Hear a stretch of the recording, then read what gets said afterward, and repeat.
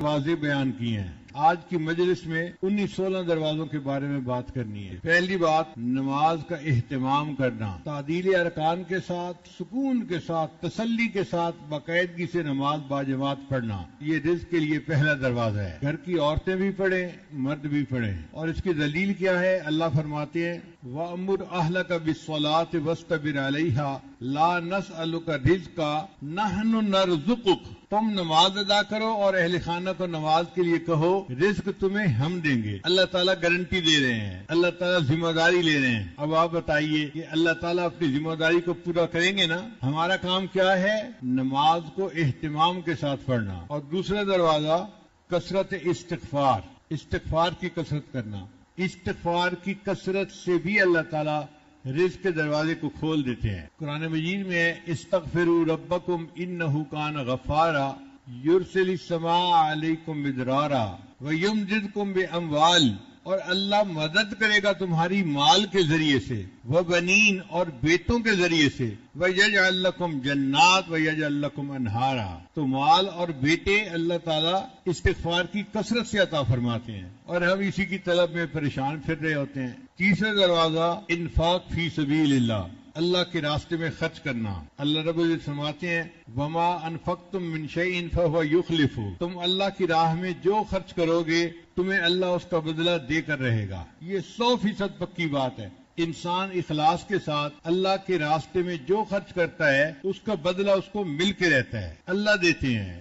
10 گنا بدلہ تو ہم نے درجنوں دفعہ اپنی آنکھوں سے دیکھا ہے۔ ہو سکتا ہے زیادہ توکل والے ہوں اور وہ اس سے بھی زیادہ بدلہ اپنی آنکھوں سے دیکھ پائے ہوں۔ پھر رزق کا چوتھا دروازہ تقوی اختیار کرنا۔ اللہ تعالیٰ ارشاد فرماتے ہیں وَلَوْ أَنَّ أَهْلَ الْقُرَىٰ آمَنُوا وَاتَّقَوْا لَفَتَحْنَا عَلَيْهِمْ بَرَكَاتٍ مِّنَ السَّمَاءِ وَالْأَرْضِ، اگر یہ بستی جیسے والے تقوی اختیار کرتے تو ہم ان کے لیے آسمان سے رزق کے دروازوں کو کھول دیتے۔ اللہ آسمان سے رزق کے دروازے کھولتے ہیں جو انسان گناہوں سے بچتا ہے۔ پھر پانچواں دروازہ ہے کثرت عبادت۔ پانچواں دروازہ کون سا ہے؟ کثرت عبادت، ٹکا کے کرنا، نفل پڑھنا، نمازیں پڑھنا، تلاوت کرنا، خوب جی بھر کے عبادت کرنا، اس سے بھی رزق دروازے کھل جاتے ہیں۔ حدیث مبارک ہے ابن آدم تفرغ لعبادتی، اے ابن آدم میری عبادت کے لیے اپنے آپ کو فارغ کر لے۔ املأ صدرک غنن، میں تیرے سینے کو غنا سے بھر دوں گا، واسد فقرک، اور تمہاری تنگ دستی کو میں بند کر دوں گا۔ یعنی عبادت کرنے سے اللہ تنگ دستی کو بند کر دیتے ہیں اور سینے کو غنا سے بھر دیتے ہیں۔ اور آگے حدیث پاک میں ہے اگر تو ایسا نہیں کرے گا تو میں تیرے ہاتھ کاموں میں الجھا دوں گا اور لوگوں کی طرف تیری محتاجی کو بھی ختم نہیں کروں گا۔ پھر چھٹا دروازہ جس سے کہ انسان کا رزق بڑھتا ہے، حج عمرے کی کثرت کرنا، ہر سال حج کرنا اور عمرہ بار بار کرنا۔ حدیث مبارکہ ہے حج اور عمرہ گناہوں کو اور تنگ دستی کو اس طرح دور کرتے ہیں جس طرح بھٹی سونے چاندی کی میل کچیل کو دور کر دیتی ہے۔ تو جن کو اللہ توفیق دے کثرت سے حج کریں، عمرہ کریں، سال میں ایک عمرہ نہیں کئی مرتبہ عمرہ، ہر مہینے عمرہ کریں۔ اس سے بھی زیادہ کہ اللہ توفیق دے تو اس سے بھی زیادہ کریں۔ جتنا حج عمرہ کریں گے اللہ اتنا اور رزق میں برکتیں عطا فرمائیں۔ رزق کا 8واں دروازہ کمزوروں کے ساتھ حسن سلوک۔ کچھ لوگ ہوتے ہیں جو بیمار ہوتے ہیں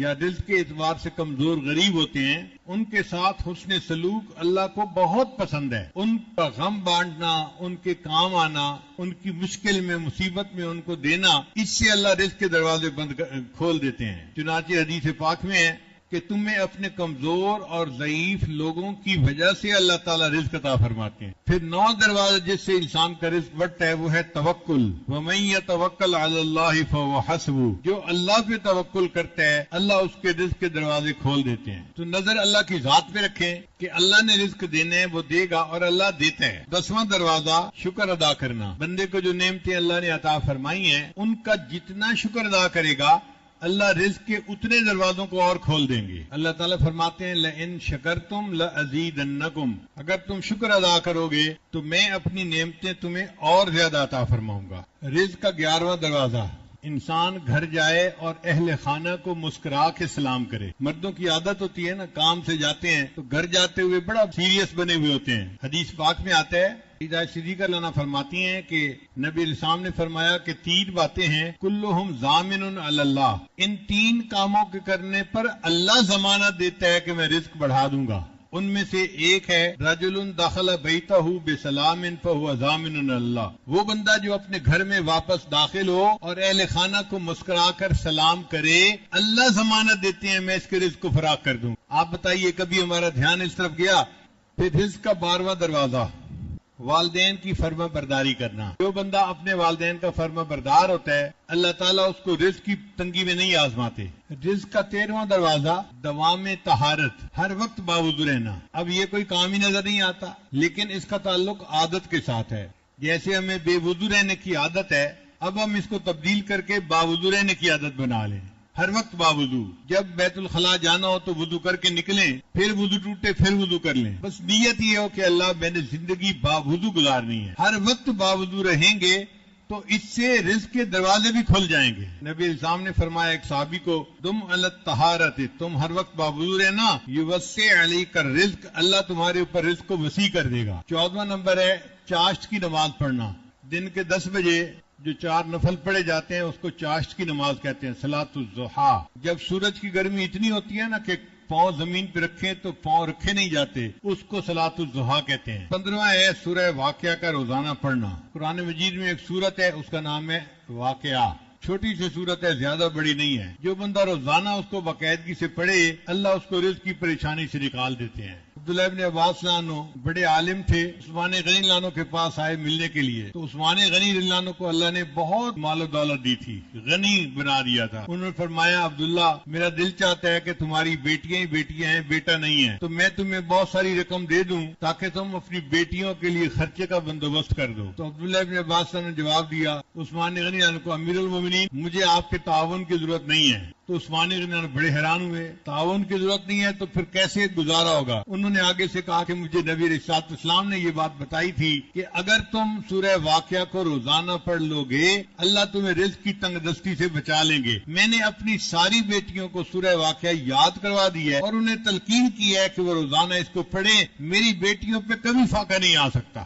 اتنا یقین تھا ان. اور 16واں نمبر ہے اللہ سے دعا کرنا. چنانچہ جو بندہ اللہ سے دعا کرتا ہے اللہ اس کے لیے رزق کے دروازے کھول دے. اللہ کے خزانے میں کوئی کمی نہیں ہے کہ جی بجٹ کم ہو گیا آپ دے نہیں سکتے، یہ تو دنیا کی حکومتوں کی باتیں ہوتی ہیں. اللہ تعالیٰ تو کائنات کے خزانوں کا مالک ہے، جو مانگیں گے اللہ عطا فرما دیں گے. ٹوٹے رشتے وہ جوڑ دیتا ہے، بات رب پہ جو چھوڑ دیتا ہے، اس کے فضل و کرم کا کیا کہنا، لاکھ مانگو کروڑ دیتا ہے. اللہ بہت دینے والی